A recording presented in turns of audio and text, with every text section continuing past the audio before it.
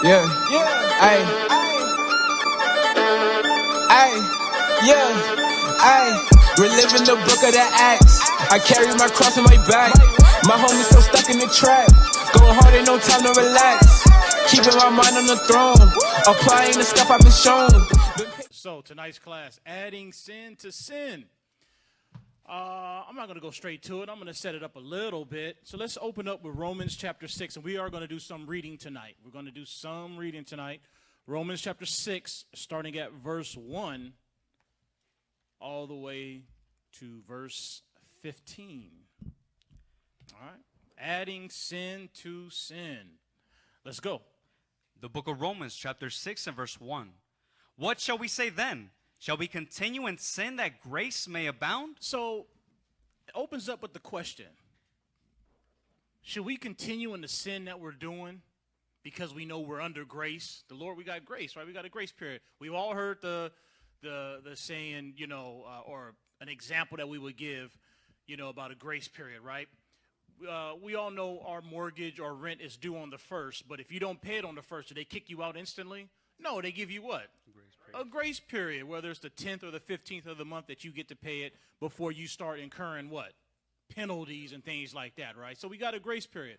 So a lot of times we'll be in sin and be like, you know what, I'll get myself right. I'll fix myself, right? But is there any urgency in fixing yourself? Is there any urgency in stopping the behavior that led to that sin or that caused you to be in that sin? No, there's no real urgency because I got grace. I got time. So should we continue in this sin? So that grace can just abound. So before we go further, we're going to come right back here. I just want to do this. Let's go to 1 John 3 and 4 real quick, just to hit what sin is. We do have some new people that may be watching the class online and things like that. So let's just hit what sin is so we all know what we're talking about. 1 John 3 and 4. And we're coming right back to this. So keep your finger there. Coming right back to this. Come on. The book of 1 John chapter 3 and verse 4. Whosoever committed sin transgresseth also the law. So for you to commit sin, you must be breaking a law, God's law. Read on. For sin is the transgression of the law. So with the laws that you see in the Bible, if you're breaking those willfully, we're not talking about the sacrificial law, but all the other laws, if you're breaking those willfully, you are in sin. All right? So now let's go back to Romans 6, verse 1. Come on. The book of Romans chapter 6 and verse 1.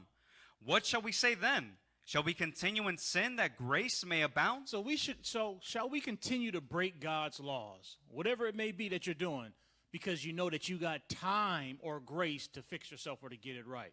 So shall we stay in that same state that we're in because we got time? What does the Lord say? God forbid. Meaning, heck no, don't do that. Because you don't know how much time you got till the Lord call you, whether it's home or he return. You don't know how much time you got, so you can't sit there and say, well, tomorrow I'll get myself right, or I'll fix this, then, or I'll do that now. Like a lot of sisters will say, I am, Proverbs 31 in training? Well, how much time are you training yourself? How much time is that going to take for you to be the Proverbs 31 woman that the Lord not suggested you to be, but commanded you to be, right? We don't have time to say we're in training. It's repent now. Get it right now. Be that example now. So we can't sit there and say because we got a grace period, we got time to wait. We don't know. Read on. How shall we that are dead to sin live any longer therein? So we're supposed to be dead to sin. Once you say I repented and I'm following Christ, I'm dead to that right there. So if I do slip up, if I do mess up, I'm immediately self-correcting. I'm immediately repenting from that and not adding more sin on top of that. Read on. Know ye not that so many of us, as were baptized into Jesus Christ, were baptized into his death? So when you say I repented and I'm taking on the Lord Jesus Christ as my Savior, he died for you and for your sins, right? Not for you to stay in those sins consistently. What you're saying is he died, right? So I'm going to die. The old man in me is going to die, and I become that new creature. Something has to die. If you're still dabbling in that sin over and over again or different sins, then you didn't really die. You just stayed the same person you was. It's no different than a so-called Christian getting baptized in water, going down dry and coming up a wet sinner. Nothing changed. Read on. Therefore, we are buried with him by baptism into death. So that old sin that you used to love doing, you got to bury that. It's got to be buried, dead, and gone. Read on. That like as Christ was raised up from the dead by the glory of the Father, Even so, we also should walk in newness. In what? In newness. We got to walk in newness. You shouldn't keep holding on to those same old sins over and over and over again, no matter what they was, whether it was lust, whether it was lying, whether it was cheat, whatever those old sins was, gluttony. We can't be holding on to those things over and over again and say, well, I'm working on myself, or I'm doing. At some point, you got to be in the newness. Read. Should walk in newness of life. For if we have been planted together in the likeness of his death, we shall be also in the likeness of his resurrection. So our life got to mirror Christ. It's got to mirror. Now, he didn't have any sin, but what we're mirroring is the death and the resurrection, right? The death of the old you and the resurrection, the new you, right? That's what we got to be able to witness right now. Read on. Knowing this. Now, knowing this. That our old man is crucified with him. That the body of sin might be destroyed. The what? That might be destroyed. So how is it you're still dabbling in the same sins you was before you repented? That was supposed to be destroyed. Read on. That henceforth we should not serve sin. Because what happens when you're still doing that same sin over and over again? And you say, well, I'm working on it. I'm getting better. Or it's not as often as it used to. You're serving that sin. You're serving it instead of burying it. Read on. For he that is dead is freed from sin. Because you're not free. You wonder why you're stuck in the same position, because you haven't freed yourself. You're allowing yourself to fall back into that same thing over and over and over again. And you feel trapped by it. You're disappointed. I can't believe I did that again. I knew better. I fell into it. Whatever it was. You haven't freed yourself from it. The Lord freed you from it, but you're putting the chains back on yourself. Okay, Lord, I know you took the chains off me, but I'm putting them back on. You haven't freed yourself from it. Read. Now, if we be dead with Christ, we believe that we shall also live with him, knowing that Christ, being raised from the dead, dieth no more. Death hath no more dominion over him. So death doesn't have any more, has no dominion over us. Now, this physical flesh may die at some point, but our spirit, what? It's going to be with the Lord. It's going to go through judgment. If we were faithful, then we make it to the kingdom. So you don't truly die. Maybe the physical flesh do, but your soul can't die. Read on. Verse 10. For in that he died unto sin once, but in that he liveth unto God. Now, what does that mean when you live unto God? That means forever. So how many times are you going to keep killing yourself over the same sin over and over again? Or does that sin have to actually kill you and destroy you from making it to the kingdom? What's going to win out? Read on.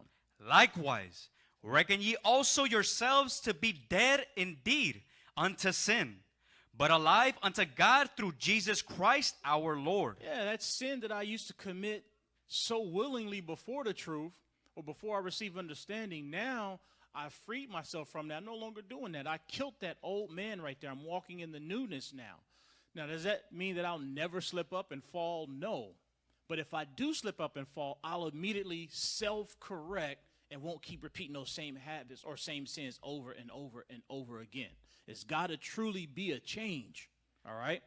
Not, well, I did this sin right here. I might as well enjoy it, whatever, and then I'll fix myself tomorrow or whatever. No, you got to fix yourself in the midst of it right now. You can't wait and keep adding more sin on top of it. Read on. Let not sin therefore reign in your mortal body. The Lord said, don't let that sin have reign in your mortal body. Correct it. Fix it. Fix yourself. Repent. Read on. That ye should obey in the lust thereof. Because if you let that sin, that spirit stay inside of you, you're going to go back into it again, and then again, and then again. And the more you keep going back to it, it becomes normal, becomes a habit, becomes routine, it becomes you. And you no longer truly have repented and walked in that newness that the Lord commanded us to walk into. Read on. Neither yield ye your members as instruments of unrighteousness unto sin, but yield yourselves unto God. That's heavy right there. Because your body has to yield to something. Your body and your mind has to yield to something. It's either going to yield to your flesh or it's going to yield spiritually to the Most High. One of the two. Your body is going to yield to something. So what are you going to allow yourself to yield to? Is it going to be that same sin that you're always in? Or are you going to truly fix that and yield to God. Read on. But yourselves unto God, as those that are alive from the dead, and your members as instruments of righteousness unto God. Your body, your mind, your body, your soul, your spirit, everything that's attached to you is supposed to be used as righteousness for God, not for evil. So anytime some evil or some sin creep in there, that's where that self-correct. You got to, you know what, I shouldn't have done that. Let me go and fix that now. You guys ever got to the point where you did something you wish that you didn't do, you was embarrassed, and you even was so ashamed, like you didn't feel like praying right at that point? I'm going to pray later because I can't believe I did that. You know, that's Satan trying to stop you from praying. And you're immediately supposed to, I messed up, let me go ahead and face the music now and pray, and Lord, give me the strength not to do it again. The longer you sit there and say, man, I'm too embarrassed to pray right now, I can't believe I did that, I'm not going to pray, it's more opportunity for Satan to have you go add some more sin on top of it and do something else. And well, I've already done this, I'll pray in the morning and I'll start fresh tomorrow. It's just more opportunity for you to stay in that state or add more sin on top of it. Read on. For sin shall not have dominion over you. Sin is not supposed to have dominion over you. You repented. You know better. Read. For ye are not under the law, but under grace. What verse you at? 14? Yes. Read on. Verse 15. Now, hold on. I want to say this right here. Read that again. For we what? For ye are not under the law, but under grace. Now, the Lord is saying we are not under the law, but under grace. Now, stop right there. We're coming right back to this. We're going to come right back to this. Because then you'll read verse 1 and be like, okay, so we got to stop this sin. Because, you know, even though we're under grace, we're supposed to stop. But then verse 14 says, read verse 14 again. Verse 14. For sin shall not have dominion over you, for ye are not under the law, but under grace. Okay, so some people might, well, I'm confused now. So there's grace, so what's the big deal? Well, we have to understand, what is grace for?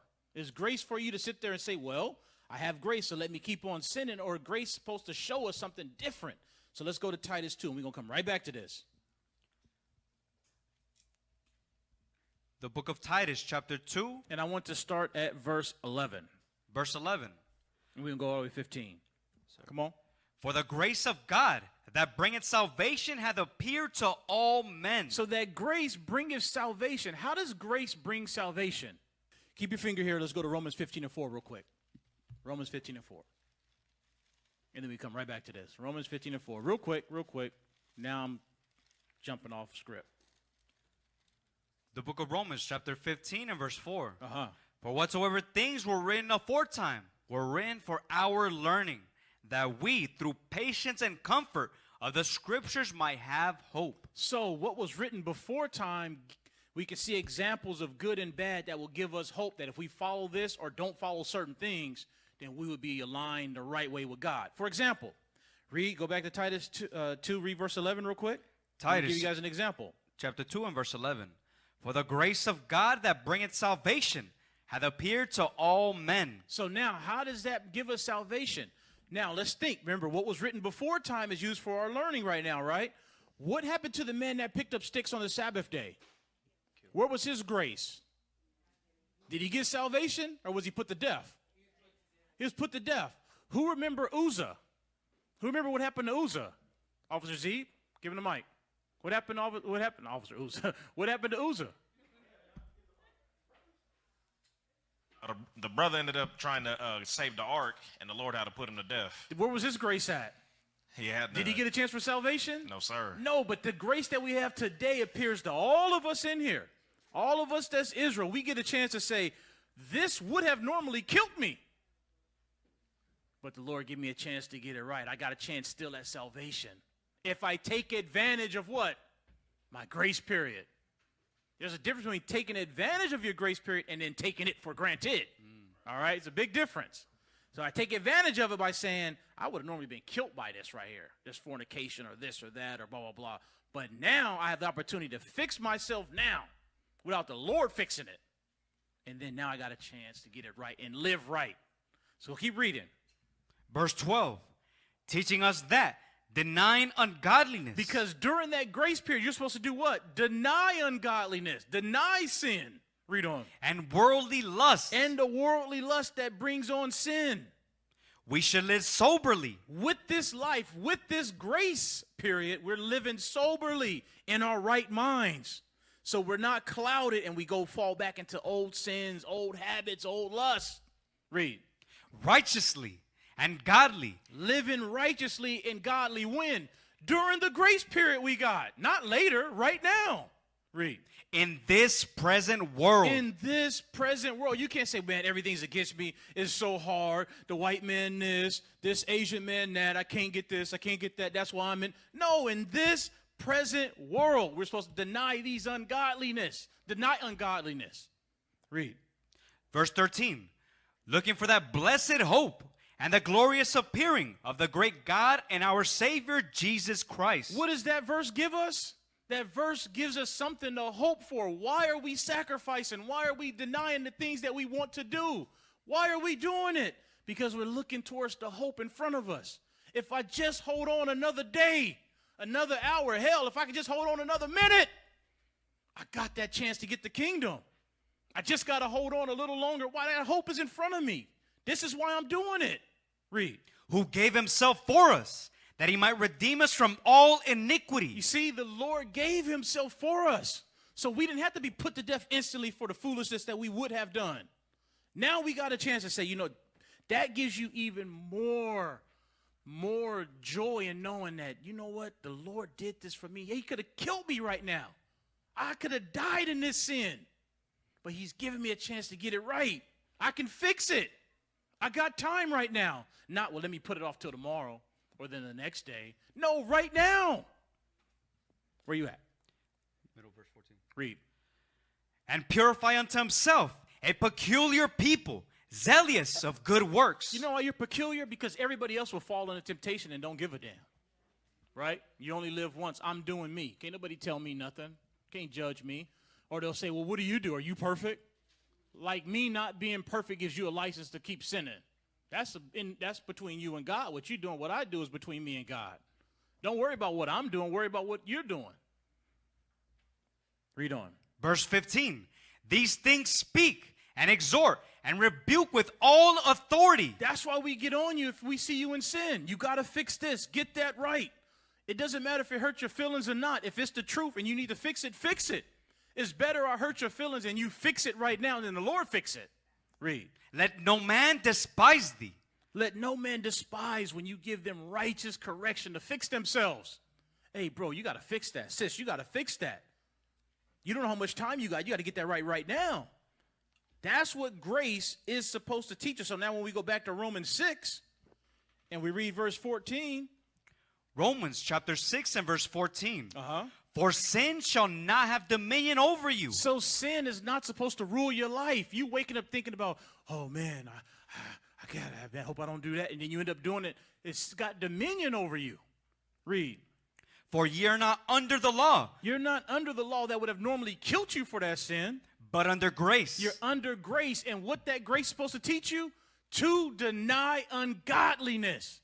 Not to sit there and say, well, I got time to get it right. I'm going to keep working on it. You know, it is what it is. I'm not perfect. It's the flesh. All the things you say to comfort yourself. It's no comfort. It's either you getting it right or you don't have it. Or you're not going to get the kingdom. One of the two. Read on. What then? Shall we sin because we are not under the law? So shall you sin because you're not under the law that if you did this particular sin, you'd have been put to death? So should you just go ahead and just sin because I'm not going to be killed right then and there? Read. But under grace, God forbid. God forbid. Don't even have that thought in your head that I got time and I can just do this and oh, the Lord will forgive me and I can blah, blah, blah, blah. No, that's the mindset of a loser. That's the mindset of somebody who's not kingdom-minded. Right.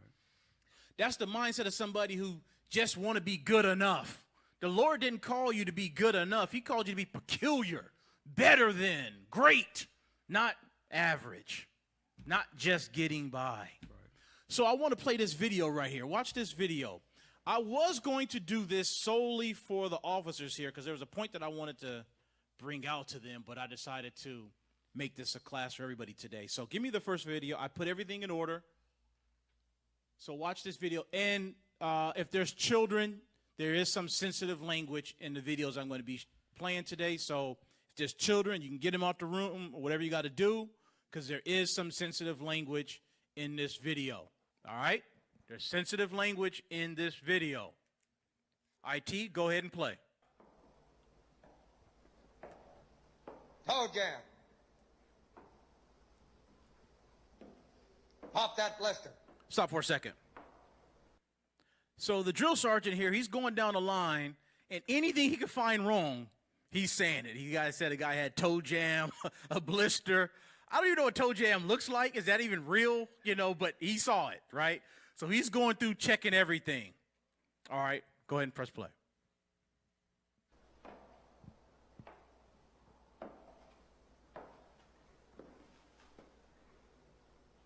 Jesus H. Christ. Private Pyle, why is your footlocker unlocked? Sir, I don't know, sir. Private Pyle, if there is one thing in this world that I hate, it is an unlocked footlocker. You know that, don't you? Sir, yes, sir. If it wasn't for dickheads like you, there wouldn't be any thievery in this world, would there? Sir, no, sir. Get down! Well, now, let's just see if there's anything missing. Holy Jesus. What is that? What the fuck is that?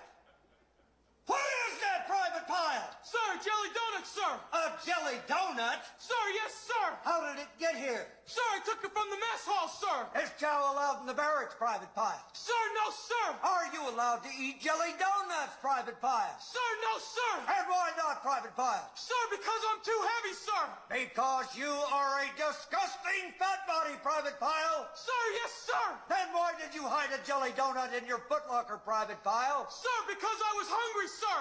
Because you were hungry. Private Pyle has dishonored himself and dishonored the platoon. I have tried to help him, but I have failed. I have failed because you have not helped me. You people have not given Private Pyle the proper motivation. So, from now on, whenever Private Pyle fucks up, I will not punish him. I will punish all of you. And the way I see it, ladies, you owe me for one jelly donut. Now get on your faces. Open your mouth. They're paying for it. You eat it. Ready? Exercise. 1, 2, 3, 4. I love Marine Corps. 1, 2, 3, 4. I love Marine Corps. 1, 2, 3, 4. I love Marine Corps. 1, 2, 3, 4. I love Marine Corps. 1, 2. Okay, stop it right there. What's the title of the class? Adding sin to sin. Pull the video back up when the drill sergeant is at his footlocker. Forward it. Jesus. Right there, stop. Christ. Stop. So now, what law did he break? Now, we're not talking about God's laws. What law did he break? You're supposed to have a locked footlocker. Okay? Is that the first law he broke? No, it's not. He's overweight. Is he supposed to have any donuts? So what's the first law he broke? He probably had a donut at the mess hall and took one to go. That's the first sin. And then because of that, he got away with the donut, right, in the mess hall. Nobody said nothing to him. Hey, Private Pyle, you know you're not supposed to have no donut, man. You eating one in there? Put that down. Nobody said nothing to him. Oh, okay. Well, let me go ahead and take another one. Then he takes it, and then what does he do? He hides it in his footlocker. Did he lock it? That's the second law he broke. Is it the second law? Why is it the third? Huh? Well, he's lying, but here's why it's not the second. From the mess hall to the footlocker, how many trash cans do you think he passed by that he could have said, you know what, let me stop? Every time he passed by a trash can, there's another sin that he could have stopped himself, and he didn't. Didn't self-correct. Then he does that. Is that the end of his sin? Where else did he sin after that? He's caught. Now he's caught. Now that he's caught, what sin did he have after that?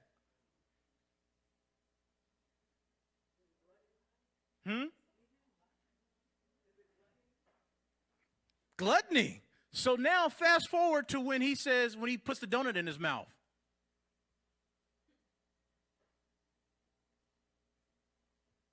Okay, stop there. And I want you to play it. Now, don't play it yet, but stop there. That's where I want you to put it at.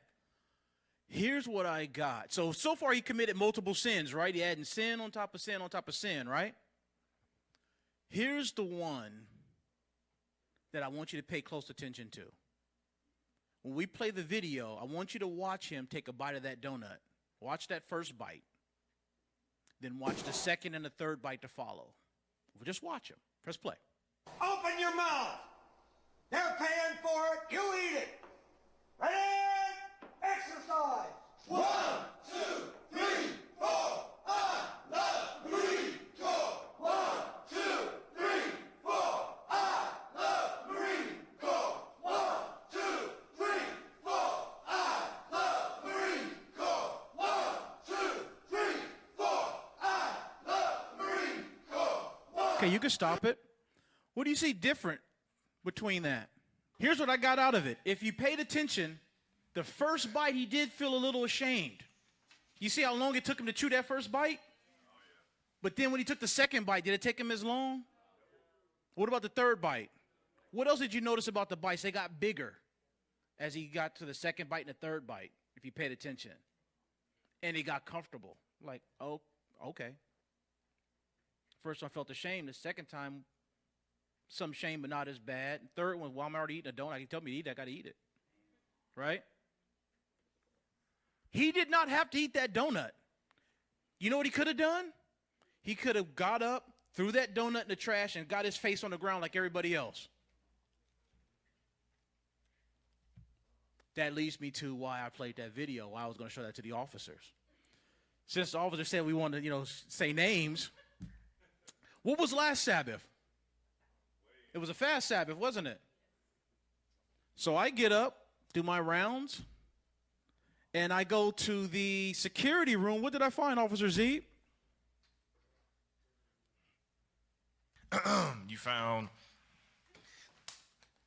myself and another soldier. Well, Soldier Uzai. Yeah, we're saying names. Remember, you said you did cool with it. Smacking on some food. Yes, sir. They was tearing some food up, and I walk in there, and I said, what the is this? I talked just like that drill sergeant, to be honest with you. I had to catch myself. They was in there passing this and that, and Brother Uzai was eating sushi. I said, oh, you just straight up lounging in here? He said, well, sir, it's not even mine, it's my wife. So you eating your wife's food? It ain't even yours. You done ran through yours, now you eating your wife's food.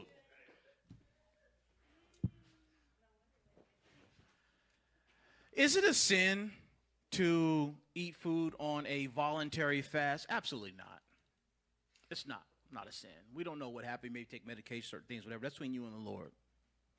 But understand something. When we are doing a voluntary fast, leadership didn't say, let's just have a fast just so we can build up our patience and stuff like that. We're fasting for the health of our nation. We're fasting for the Lord's protection. We're fasting for the men that's traveling overseas, going to camp, doing certain things for protection.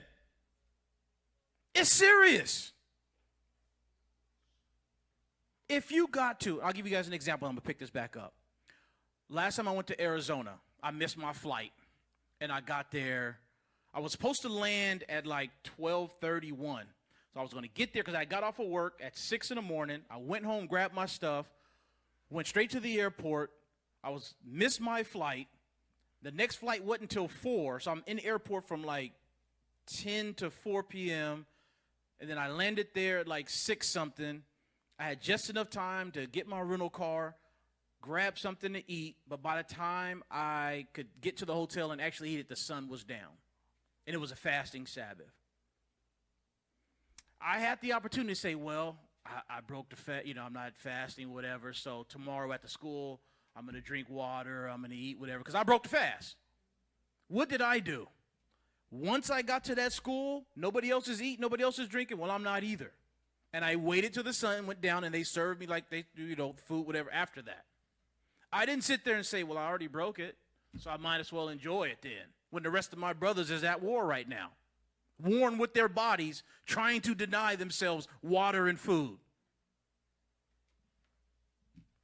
That's the mind of a warrior. I didn't tell nobody, hey, I just let you know I broke the fast. I didn't say nothing. Are you fast? Or what? No, I'm not eating nothing. When y'all break, that's when I'm breaking it with everybody else. I could have sat there and, I already broke it. Let me sneak back here and have some water. Let me do this. No, they're afflicting themselves. So I'm going to join my brothers in war. Again, that's not a sin. I'm going to the mindset. That same mindset can carry over, he caught me with the jelly donut, right? He told me to eat it, so I might as well eat it. While everybody else is paying for it. My mistake. Adding sin to sin. Let's get back to the scriptures. Let's go to Isaiah 30, verse 1.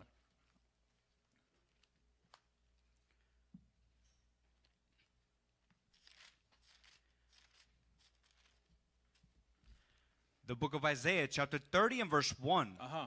Woe to the rebellious children, saith the Lord, that take counsel, but not of me, and that cover with a covering, but not of my spirit, that they may add sin to sin. You know what's that covering, but not of the Lord's Spirit is? If I go to Officer so-and-so, he's going to tell me, don't do this, don't do that, or whatever. I don't want to hear that.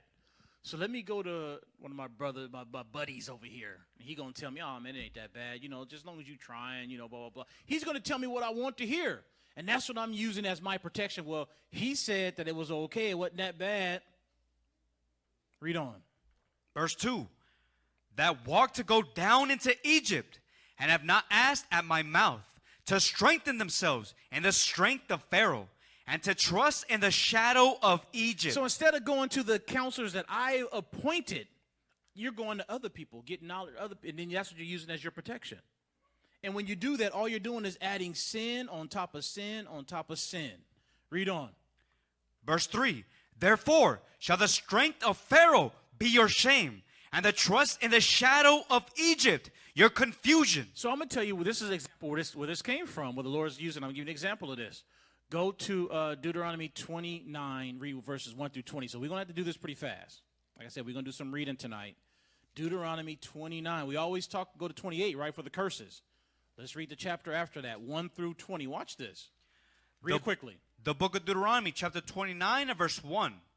These are the words of the covenant which the Lord commanded Moses to make with the children of Israel in the land of Moab, beside the covenant which he made with them in Horeb. So this is a covenant between us and God. We made this covenant. Let's see if you and I made this covenant. Let's see. Read. And Moses called unto all Israel and said unto them, Ye have seen all that the Lord did before your eyes in the land of Egypt, unto Pharaoh, and unto all his servants, and unto all his land. So you've seen what the Lord, or how the Lord delivered us out of Egypt. You saw that with your own eyes. All right? So you have no excuse. You saw how the Lord delivered us out of this. Read.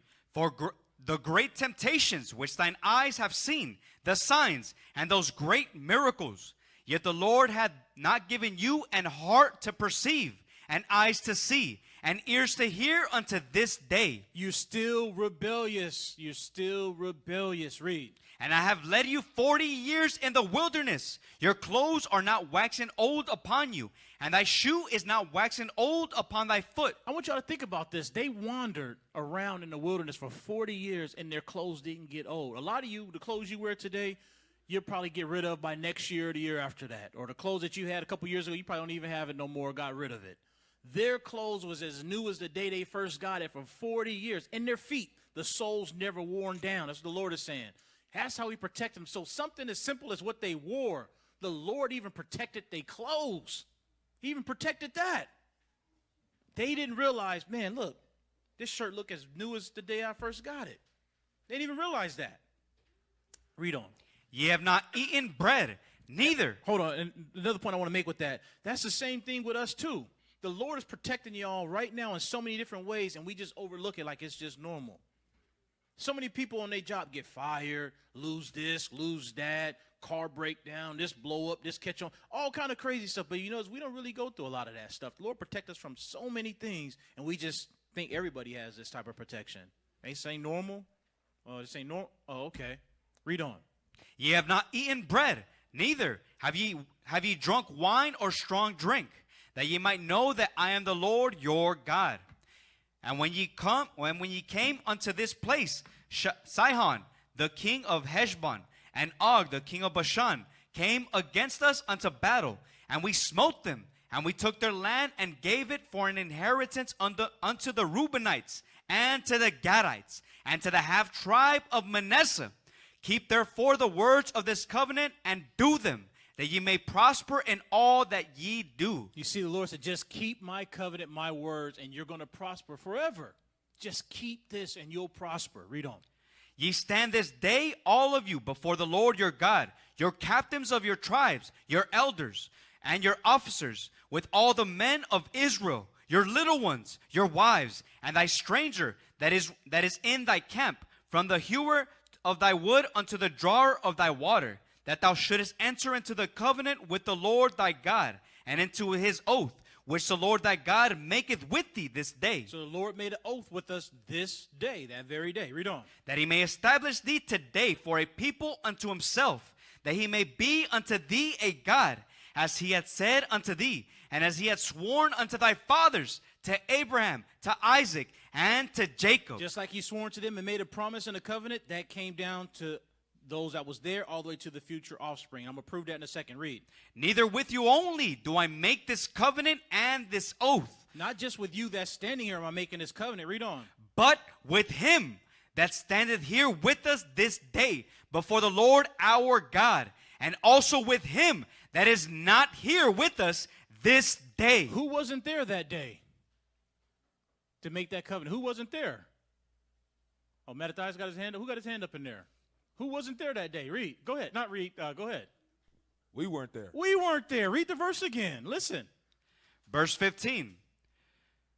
But with him that standeth here with us this day before the Lord our God. I'm making a covenant with those that can hear me right here and see me. And also with him that is not here with us this day. How do we know? Let's go to Acts 2:39 real quick. The book of Acts chapter 2 and verse 39. For the promise is unto you and to your children. Say what? For the promise is unto you and to your children, and to all that are afar off, even as many as the Lord our God shall call. You see that? The promise is for you and your children. That's the same thing back then. Those who was not there. Go back. Read verse 15 again. The book of Deuteronomy chapter 29 and verse 15. But with him that standeth here with us this day before the Lord our God. I'm making a covenant with them and also with him that is not here with us. That's all of us here right now today. Read on. This day. For ye know how we have dwelt in the land of Egypt. You know all the evils we was doing when we was in the land of Egypt. You know how we dwelt there. Read on. And how we came through the nations which ye passed by. And ye have seen their abominations and their idols. You've seen all the abominations, all the idols of all the other nations. You saw that as we exited out of Egypt into the various lands that we wandered through. Read on to the wilderness. Come on. Wood and stone, silver and gold, which were among them. We saw all that. Lest there should be among you man or woman or family or tribe, whose heart turneth away this day from the Lord our God, to go and to serve the gods of these nations. Lest there should be among you a root that beareth gall and wormwood. So the Lord is saying, you've seen all the bad examples and you see the right example. Just stick to this covenant that I made with you and keep my commandments. Stay therein. Read on. And it come to pass. And what? And it come to pass, when he heareth the words of this curse, that he bless himself in his heart, saying, I shall have peace, though I walk in the imagination of mine heart, to add drunkenness to the thirst. You see that? We thirsted for wickedness. You know what? I heard what the Lord said, but you know what? I want to do my own thing. That seems fun over there, what they're doing. I know we're supposed to keep this, but you know what? I want to do this right here. That's trusting in the things that we learned in Egypt and various other places. So they said, you know what? Not only am I going to sin, I'm going to keep adding sin on top of sin on top of sin. Read on. The Lord will not spare him, but then the anger of the Lord and his jealousy shall smoke against that man. And all the curses that are written in this book shall lie upon him. And the Lord shall blot out his name from under heaven. And guess what? All the curses that we read just a chapter before that, did they come to pass? Yes, they did. We under them right now, so we didn't listen. Why? We kept adding sin to sin. You know what? I want to try Islam. Okay, you know what? That didn't. I'm going to try Christianity. You know what? I'm going to be an atheist. You know what? I'm going to be this. I'm going to do that. I'm going to be in a sorority. I'm going to be in a fraternity. Trusting all these different various sins.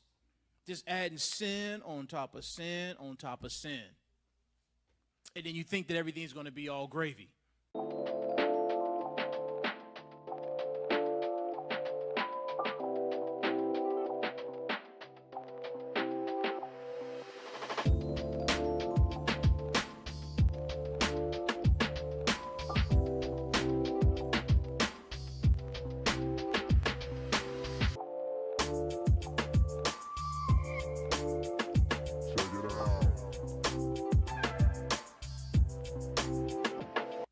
Give me the next video.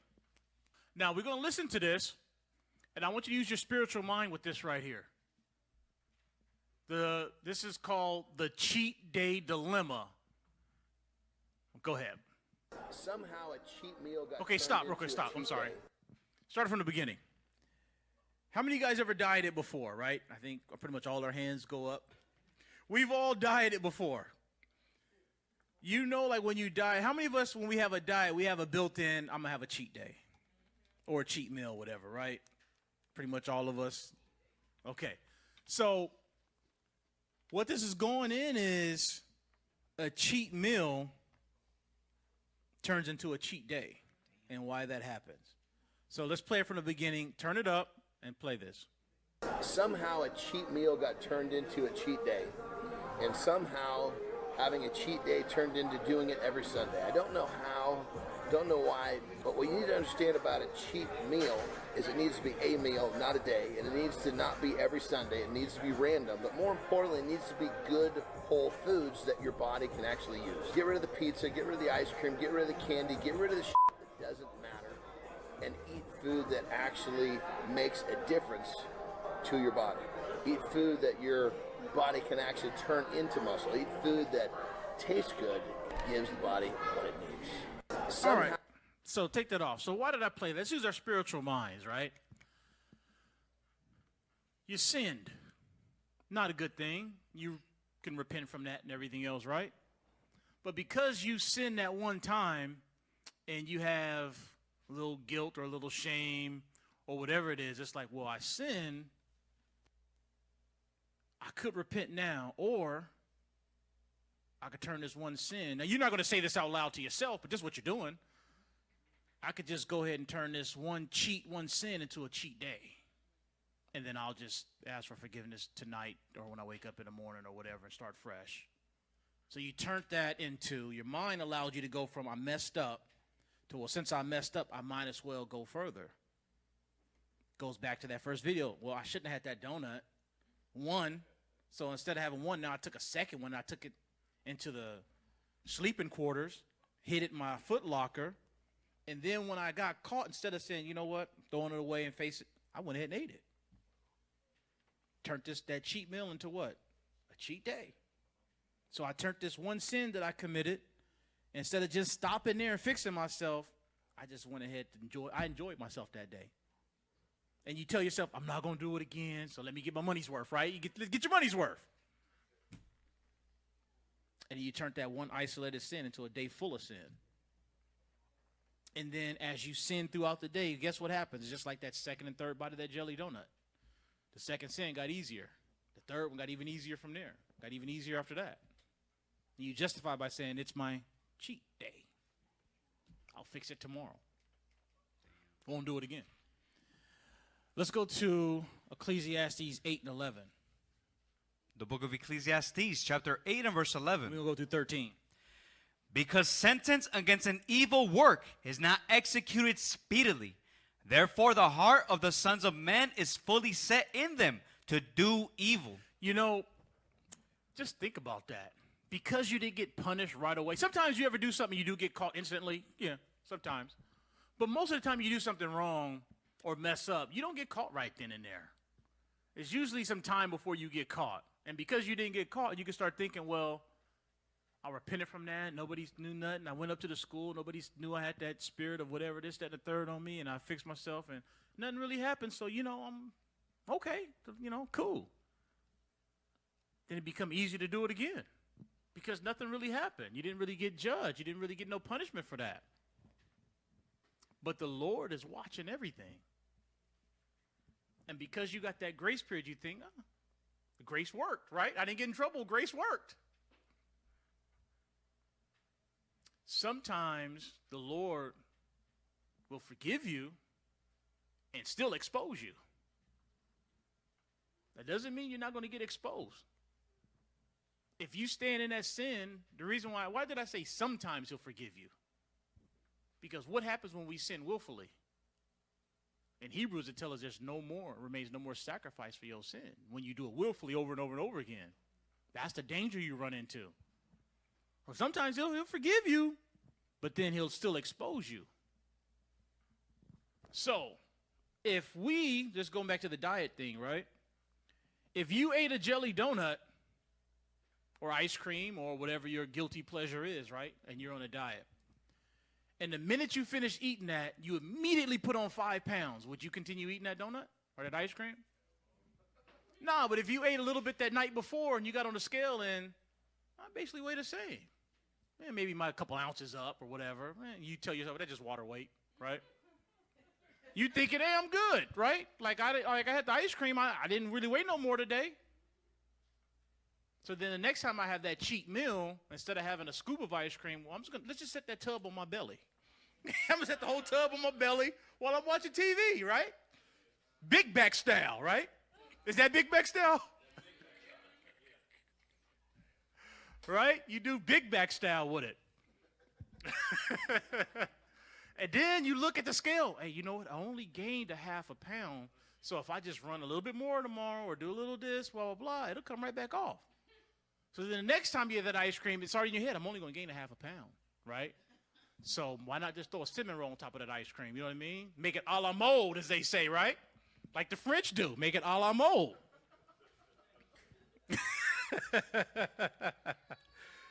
And you just keep on. Comes easier and easier for you. So because you didn't get judged right away, you continue in that same sin over and over and over again because you didn't get no punishment. Read on. Though a sinner do evil 100 times. You might do that thing 100 times before anything ever happens to you, for you see anything ever happen to you. Come on. And his days be prolonged. And you live a long life. Yet surely I know that it shall be well with them that fear God, which fear before him. Read on. Watch this. But it shall not be well with the wicked. So that person that says, you know what? I messed up. I sinned, right? I repented and I fixed myself right now. The Lord said it'll be well with that person that fixed themselves. But the next verse, verse 13, is talking about the person that said, oh, I got away with it. Well, let me do it again and again and again. Read on. But it shall not be well with the wicked, neither shall he prolong his days, which are as a shadow, because he feareth not before God. Then his time will actually be short, even though he may live full age. But what's 80 years compared to forever in the kingdom? What's 80 years compared to forever in hell? Burning, right? All that stuff. What's 80 years of getting away with something versus your lifetime of riches, being in rulership, no pain, no suffering, no nothing bad. You don't have to worry, in true safety. What is 80 years compared to that? 80 years of enjoying fleshly sins and lusts. What good is that compared to forever? Go to Ecclesiastes 3, 1 and 2. The book of Ecclesiastes, chapter 3 and verse 1. To everything there is a season, and a time to every purpose under the heaven. So there's a time and place for everything. Read on. A time to be born, and a time to die. A lot of people think, well, I'm still alive, so I got time. And because you think because you're still alive, you got time, you continue in the sin that you're in. You don't see no urgency in fixing it. I got time. I'm working on it. I'll do better next time. And all you're doing is making excuses so you can keep on adding sin to sin to sin. And it becomes easier and easier and easier each time. Finish that verse. A time to plant, and a time to pluck up that which is planted. And look at this. Verse 3, a time to kill. You don't understand. that you stand in that sin and adding sin on top of it, you're just bringing that time for the Lord to kill you closer and closer and closer and closer and closer. All you're doing is giving the Lord time enough to sharpen his sword more and more. So when he decides to slice you up, it'd be even easier. Instead of taking this time to say, while I'm alive, instead of me continuing in that sin or continue adding sin, let me fix this. Because I have the grace. And that grace, which we read earlier, teaches us what? To deny ungodliness. Not to stay in it, but to deny it. Let's go to 1 Peter 4, 16 through 18. The book of 1 Peter, chapter 4, and verse 16. Yet, if any man suffer as a Christian, let him not be ashamed. See, a lot of times people got the word Christian like that's an evil word. No. Christianity made that word that way. Being a Christian, that's a good thing. You're a follower of Christ, right? We're not talking about Christianity. We're not saying suffer as in Christianity. We're saying, the Lord is saying suffer as a Christian, meaning a true follower of Christ, right? Be not ashamed of that. But let him glorify God on this behalf. So to the teenagers out there, right? Or preteens or young adults, you might be in public school and your friends and stuff might have girlfriends and boyfriends. And they look at you as the odd one, like, how come you don't have a girlfriend or a boyfriend? You're suffering as a Christian. You're holding on to the commandments of the Lord saying, wait till you're married first. If you're going to, got to be of age, have your own place if you're a man, a way to provide for that one before you start proving somebody. You're not there yet. So your friends may have girlfriends and boyfriends and chatting and all this other type of stuff, and you're not. And they may tease you about that. You're suffering as a Christian. That's okay. Let them go ahead and do that. But you stick to what's right. You stick to keeping these commandments. Deny that ungodliness that they're in. So you're suffering because they might joke about you. Oh, you're this, you're that, whatever. Okay, cool. But understand that it won't be a joke when the Lord returns. Right. They'll be the one suffering while you'll be the one being praised. It's a big difference. All right? Read on. For the time is come that judgment must begin at the house of God. Because listen, understand this to the preteens. I'm going to deal with you for a second. Understand when the Lord returns, he's going to judge us first. You're not going to get a chance to sit back and look at, no, you're going to get judged first. So you got to get right first and stay right. That judgment has come to the house of Israel first. Why does it come to us first? Because we know better. We know better. We've been given this book of instructions right here. We claim to read it every day or meditate in it every day because we're told to. So you know better. So I'm starting with you. Once the Lord get done with us, then he's going to go to everybody else. Read on. And if it first begin at us, what shall the end be of them that obey not the gospel of God? So what is your friends going to be? What is your family going to be that didn't repent and keep these commandments? What's going to be therein? Because if the Lord is starting with us and judging us by this book right here, and we have repented and kept this, okay, cool. But what about those that have this book and didn't keep it? What about those that never read this book, never tried, rejected it? What's going to be therein?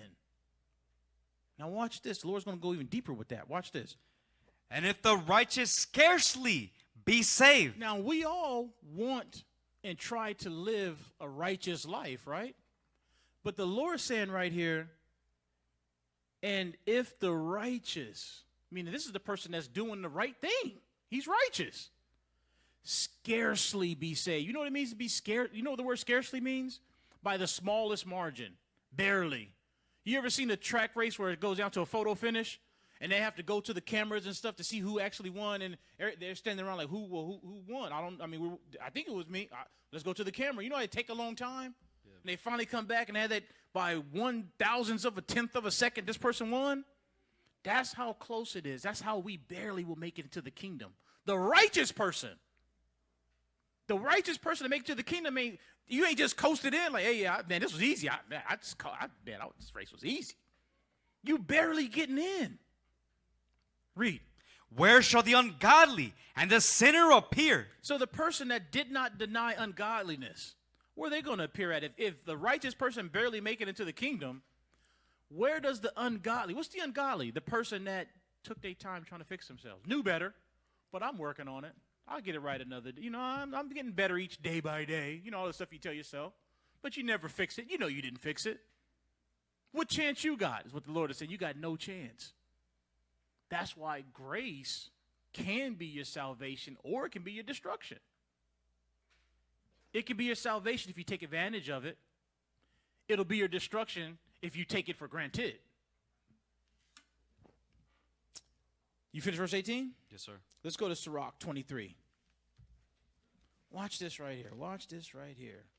Sirach 23, 16 through 28. We're going to do some reading. I told you we was going to do some reading today.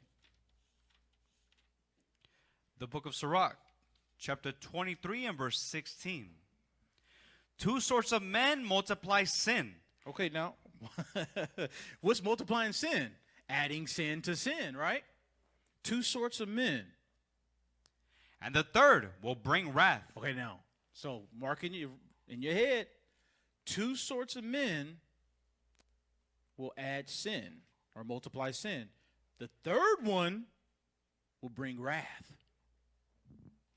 Let's read the first two. Come on. A hot mind is as a burning fire.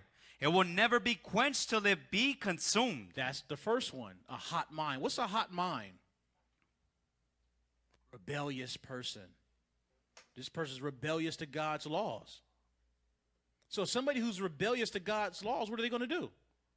Well, he just told you in a verse before, you're going to multiply sins. So that's the first thing you got to ask yourself.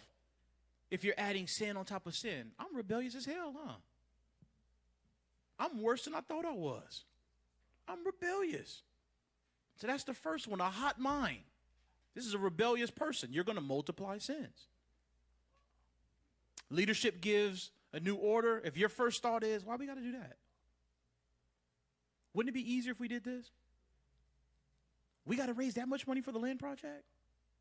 They always talking about alms. They're doing stuff at the school to raise money. I'm not going to show up for that. We're selling lunches to raise money for the school so we pay our bills. I'm not going to support that. Those are thoughts in your head? That's a hot mind. Rebellious. You're going to multiply sin. Let's read the second one.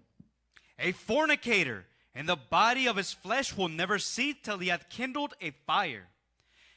All bread is sweet to a whoremonger. So now, when you look at the word fornicator right there, right, we automatically think this is about sex.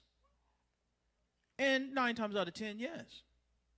But fornication is, you could cheat on the Lord in many ways, right? But the Lord specifically here, he's talking about in the flesh. But you could cheat on the Lord many ways. But let's dig into this one right here, a whoremonger. All bread is sweet to a whoremonger. He will not leave off till he die. A whoremonger, a lot of people put that in their mind. Oh, whoremonger, that's so extreme. That's somebody who's just laying down with any and everybody. A whoremonger, if you lay with more than one person, you're a whoremonger. We want to think, well, it's that person that's a prostitute, or it's that person that did this, and they're sleeping with, they got a 50 body count, this, that, and no. If you laid with more than one person, and you wasn't married to that person, you're a whoremonger. Read on. A man that breaketh wedlock, saying thus in his heart, who seeth me? I am compassed about with darkness. The walls cover me, and nobody seeth me. What need I to fear? The Most High will not remember my sins. So in this particular one sin right here, this is the whoremonger that says, hey, it's dark outside. I live in an area where I've never ran into anybody over here in the truth, whatever. Ain't nobody going to see me do this right here. So many people can get caught up in fornication. Ain't nobody doing that in broad daylight. They sneaking that somewhere. All right? So this person right here, he's saying, look. Now, will this person say this in out loud? Don't nobody see me doing it. No, this person's ashamed. But their actions is saying the same thing. Don't nobody see me. I'm going to get away with this. I'm good. You don't have to say this to actually be saying it. Your actions are saying it. Nobody see me. I'm good. Read on. Such a man only feareth the eyes of men. Because that person is only worried about somebody else catching them. They're only worried about being caught by somebody else. But that translates to all the other sins that we do too. that cheat meal you did or whatever, I should have done this or that. You thinking, well, no, I don't want no man to see me, because if the officers was here or this was that, I wouldn't eat this in front of them. Right, Z? That's why y'all went to that back room back there, right? Who sees me? The door closed, and when I bust in that door, they was like, you know. You should have saw them scrambling. Big old bag, sack full of food, too, in there. 2 of them. Am I lying? Am I lying, Z? Okay, all right. Big old sack full of food in there. All right, I thought that was a wilderness pack. You know what I mean? Like, this is, we getting ready to run. We on the run. That's my wilderness survival kit. That's what I thought it was. So much, packed up. So I was like, damn. Anyway, who sees me? You only worried about if a man see you. Read on. Such a man only feareth the eyes of men, and knoweth not that the eyes of the Lord are 10,000 times brighter than the sun. Don't you realize it's better to be caught by men than to be caught by God? All I can do, or all somebody can do, is just tell you, amen, blah, blah, blah. Don't. But if God, well, not if, he sees it. His eyes is 10,000 times brighter than the sun. He sees it. He's the one that has the ultimate judgment.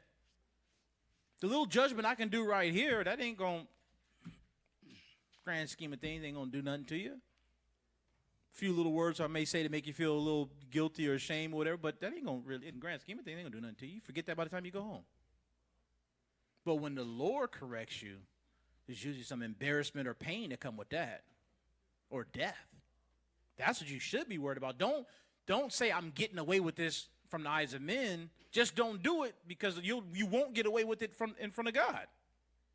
So just don't do it. Read on. Beholding all the ways of men, and considering the most secret parts. So the Lord is saying he looks at your most secret parts, things that you try to hide. That's what he's looking at. He sees all that. Read on. He knew all the things that ever they were created. So also after they were perfected, he looked upon them all. This man shall be punished in the streets of the city, and where he suspected not, he shall be taken. And that goes for anybody that's in sin. You're adding sin on top of sin. The Lord will forgive you, but sometimes he does what? He got to expose you. He got to expose you. So we read about 2, right? But the Lord said the third bringeth wrath. That's a form of wrath right there, but watch this. Thus shall it go also with the wife that leaveth her husband. See there, here we're going to the third one now. Remember, the Lord was specific that the third one bringeth wrath. Read. And bringeth in an heir by another. So this is the woman that is in what? Adultery, fornication, whoremonger too. What did she do? She left her husband and she got with another man. Didn't say she married him. She didn't even get a divorce from the first one. So she went and got with another man and ended up getting pregnant by this other man. How many times y'all see those shows where women bring multiple men? He's not the father. He's got to be this on the 8th one. And he's still not the father. That's just adding sin to sin to sin. You slept with that many men. Look what the Lord's saying. Read on. For first, she hath disobeyed the law of the Most High. So first thing she did was she disobeyed God, right? And secondly. Now that secondly automatically tells you she did what? She added sin to sin. She had trespassed against her own husband. She broke the bond she was supposed to have with her husband. And thirdly. The third sin, this is adding sin on top of sin on top of sin. She hath played the whore in adultery. She played the whore in adultery. Stop right there. Just read the first part of verse 16 real quick. Come right back to this. Verse 16. 2 sorts of men multiply sin, and the third will bring wrath. Okay, so we're on the third. Go back to where he was. So these people will multiply sin. The first one was somebody who was a hot mind, which is somebody that's what? Rebellious. So you can sit there and say, well, I'm not a whoremonger, I'm not this, so I'm not that. But do you have a hot mind? Are you rebellious? Well, you in the same boat as them. You ain't no different. In fact, the Lord listed you first. Read on. And thirdly, she had played the whore in adultery, and brought children by another man. That's her third sin. She shall be brought out into the congregation, and inquisition shall be made of her children. What is that now? What's that inquisition shall be made of her children? That's that embarrassment now, right? That's that public shame. You are not the father. Now you've known as the whore in front of everybody. What you was doing behind closed doors was one thing, right? But now it's exposed in front of everybody now. How is that today? Well, you got, children. And no, not because this happens today, but, the truth is the truth. I can't sugarcoat it. you have children in the same household with different last names. You see that today. Read on. Her children shall not take root, and her branches shall not bring forth no fruit. That's wrath that the Lord is talking about. Read on. She shall leave her memory to be cursed, and her reproach shall not be blotted out. And they that remain shall know that there is nothing better than the fear of the Lord. That's what you'll be used for, an example. Hey, remember so-and-so? Remember how she ended up? Remember how he ended up? Don't be like that. Fear the Lord. Don't fall into what they fell into, because all they known for is this now. Read on. And that there is nothing sweeter than to take heed unto the commandments of the Lord. There's nothing sweeter than that. Just keeping the commandments will protect you from so much. You'll have peace of mind. I've seen these quick little videos where a girlfriend or a boyfriend or something like that, or a husband and wife, will get the other person's phone, and they'll damn near jump out of a second-story window, chase a car barefoot to get their phone back because they're afraid of what they'll find in that phone. I could leave my phone unlocked in front of the wife, in front, this, that, and the third, and I could sleep like a baby. There's nothing in here that can incriminate me. Nothing in here that I could feel ashamed of. Nothing. Now, when I was in the world, that's a whole different story. That phone would have been in my shirt. I would have slept on top of it like this, like, no. No.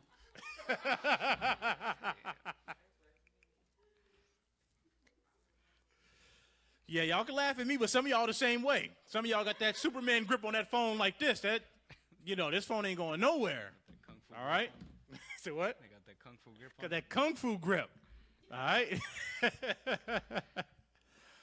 Let's see where we leave off at. What verse we at? 28. Read verse 28. Verse 28. It is great glory to follow the Lord, and to be received of him is long life. See, that's what the glory that we got to be striving for. If it causes you to lose a little temporary joy from a little fleshly lust right now, that's fine. That little joy you get from the little sin, the flesh, that's very short-lived. Don't last long. Put your energy and effort into something that's going to last a long, long, long time. All right? Let's go to the next video. So we're going to pick back up with Private Pile. Who remembers Private Pile? The one who ate the jelly donut, right? So let's see if he learned his lesson, right? Because when he ate that jelly donut, everybody else was doing the push-ups and stuff, and he got away with it, right? Okay, let's see if he fixed himself. Turn the volume up and let's press play. Remember, there's language. There's language. Language. Wait, take it from the top. From the top. All right. There may be some bad language in this. All right. So if you got children, move them aside. So let's pick back up with Private Pile. Go ahead. 1, 2, 3, 90. 1, 2, 3, 20. 1, 2, 3, 21. 1, 2, 3, 22. 1, 2, 3, 23. 1, 2, 3, 24. Okay, stop right there. Y'all see this? Now, listen, those in the military, maybe Haziel could, former military, could tell me, the way he's wearing his hat, is that uniform, is that allowed? Notice that Haziel, No, he was in the military. No, sir. No, I was just telling my wife, man, watching this will trigger my PTSD, man. So he off. So he's got his thumb in his mouth, his hat backwards. Now, this is supposed to be for shame. And so what does this tell us? He kept messing up. And the drill sergeant said if he messes up, he's not going to punish him. He's going to do what? Punish them, because they didn't do what? They didn't help him get him lined up. All right, so we see, obviously, he's still messing up, right? This embarrassment, it ain't doing nothing to him. He don't care. He's still doing his thing. All right, go ahead and press play. 3, 25. 1, 2, 3, 26. 1, 2, 3, 27. 1, 2, 3, 28. 1, 2, 3, 29. 1, 2, 3, 30.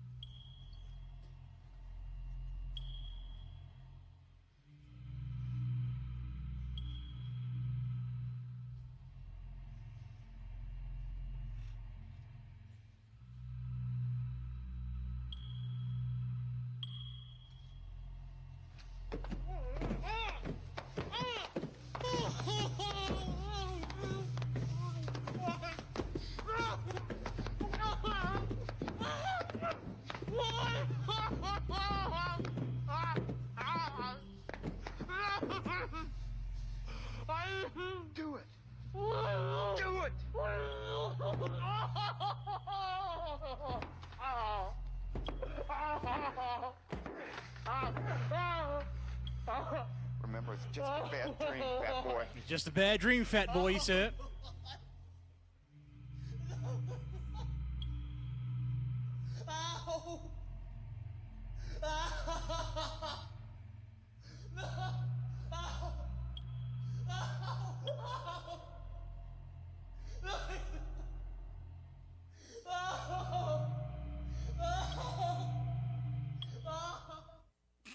Now, if you've seen that movie, after that scene right there, he became a better soldier. Now, it didn't end well, but he became a better soldier after that scene right there. Now, I want to play that because there's another example here. I won't say a name on this one. A brother here. Literally had 2 years to get himself right. 2 years. I tried to tell him, hey, you are not fulfilling your role as a believer in Christ. You show up late. You're one of the first ones to leave. You're not doing this. You're not doing that. And he would tell me, well, okay, I'm trying to find my motivation. I'll get, I'm just. All of us tried to motivate him. All of us. At Tabernacles, Deacon Joshua tried to motivate him. Captain Abiel tried to motivate him. And he actually got worse. Just recently, he lost everything. Lost it all. The Lord gave him 2 years. The brother's here in our camp. The Lord gave him 2 years to get his shit right. Now, the Lord finally took it away. Said, okay, all right, take this away from you. Why do we have to get beat like that before we finally get right? Why? Why do we have to let it get to that point for us to finally say, you know what? All right, let me do right now. That's not a question for you to answer. Why do we got to do that? He had multiple, if you've seen the movie, multiple opportunities to fix himself. He just wouldn't. Just like us in our lives, multiple opportunities. But a lot of times we get stuck in that, just adding sin on top of sin on top of sin. I got time. I got time. Read Hosea 5:15 real quick. The book of Hosea, chapter 5 and verse 15. I will go and return to my place till they acknowledge their offense and seek my face. In their affliction, they will seek me early. Now, let me ask you guys a question. Why does the Lord have to let you go through affliction for you to finally seek him? Why? That's not a question for you to answer. That's a question for you to meditate on. Why do you have to get beat with soap like that for you to finally say, okay, let me fix this? Why? We know what the outcome is going to be.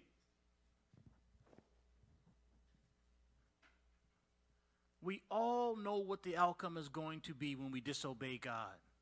We all knew what the outcome was going to be when we disobeyed our parents growing up. Some type of punishment or whooping or this or that. We all knew that. Why do we have to take ourselves to that point?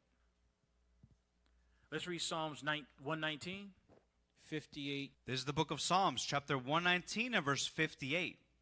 I entreated thy favor with my whole heart. Be merciful unto me according to thy word. Now the key is, he says, I entreated thy favor with my whole heart, not part of it. And I'll work on this later, or I'll get this, I'll get that. It's with the whole heart I entreated you, Lord. So with that, when I come to you with my whole heart, repenting and striving for perfection, not good enough, but striving for perfection, now I can entreat you for your protection. Read. I thought on my ways. And the reason why I gave you my whole heart is because I thought on my ways. I thought of all the ways I've been messing up. I'm doing some of the same things over and over and over again. How much grace do I expect to have before I finally deny that ungodliness? So I thought on my ways. And turned my feet unto thy testimony. I turned away from those comfortable sins, and I turned towards you now. I made haste. And I didn't do it slowly.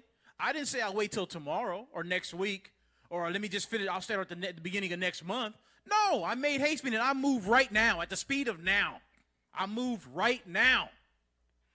and delayed not to keep thy commandments. The delaying not means I made no excuses. I made no excuses of why I'm doing this or why I want to stay in this. No, I stopped. I delayed not because I understand that grace runs out at some point. I understand that your mercy runs out at some point. I understand that punishment is coming at some point if I don't stop. So I'm stopping now, and whatever punishment you got for me, whatever, it is what it is, but right now I'm stopping. Give me a chance. Read on. Verse 61. The bands of No, the... I just want verse 60 again. Verse 60. I made haste and delayed not to keep thy commandments. I made no delay to keep your commandments. No delay. Because, now go to Psalms 18 and 2. We're going to end it here. Psalms 18 and 2. I delayed not. I started keeping your commandments right now. You don't have to afflict me no more. I don't need to go through any affliction. I learned my lesson through the pain of others. I'm right now, I'm on. Whatever, I'm keeping these commandments, whatever it takes. I don't need to be taught a hard lesson. I watch somebody else go through a hard lesson. Psalms 18 and verse 2. The book of Psalms, chapter 18 and verse 2. The Lord is my rock and my fortress and my deliverer. Once I repent, and true repentance, and I'm keeping these commandments, and I'm not just sinning and adding sin. I'm truly repented. Now the Lord becomes my rock. My fortress. And my fortress. And my deliverer. He's my strength. He's my protection. For anything to happen to me, it's got to go through the Lord. So I know whatever I'm going through, the Lord want me to go through that.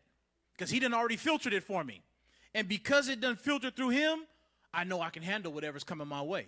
Because this is just going to be a test to make me better, stronger, whatever it is. This ain't going to destroy me. If the Lord's not my protector, not my shield, not my buckler, not my strength, then what's coming to me could kill me, could take me out. I don't know. I ain't got no protection. It ain't been filtered.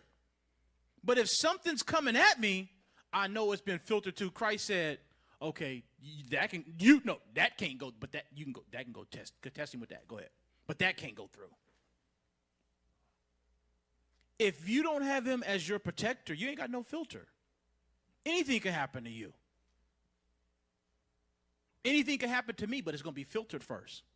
And because it's filtered, I know no matter what it is, I can get over that. I'm gonna be able to, overcome that. It'll hit me for a minute, you know what I mean? It'll get me for a second, but I'm gonna bounce back, and I'm gonna be better after the bounce back. When did the Lord ever let somebody go through something and their latter end wasn't better than their beginning? Never. So it ain't going to be no different for me. So whatever I'm going through right now, I know my latter end is going to be better than my beginning. And most of us ain't had nothing to begin with. So what we got to lose? Read on. My God, my strength, in whom I will trust. Put your trust in the Lord, meaning put your trust in these commandments. These commandments just keep you safe.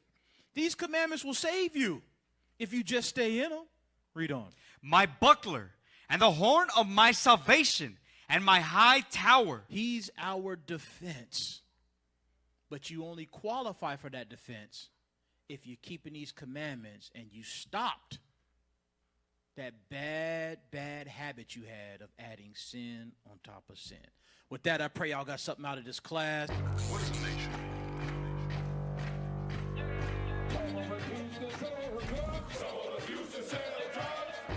Nation is men leading by example.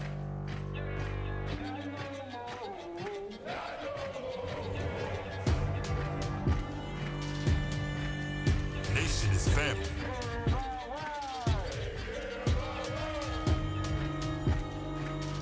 Nation is community. Nation is children with role models.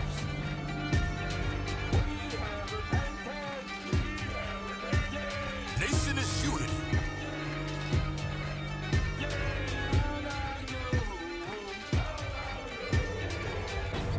Nation is you.